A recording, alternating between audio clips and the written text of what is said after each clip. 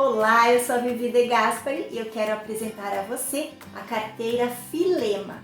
A carteira Filema é uma carteira tripla, porque ela tem 3 bolsos, sendo 2 bolsos com zíper, e dentro desse bolso ainda tem um bolsinho para cartão, e ela tem um bolso central com botão, que tanto você pode abrir somente o botão central para acessar rapidamente o que está dentro, como você pode ter uma abertura ampla, abrindo os 2 botões laterais, e não tem perigo de cair o que está dentro, porque ela tem essa sanfoninha na lateral que protege o que você colocar aqui dentro.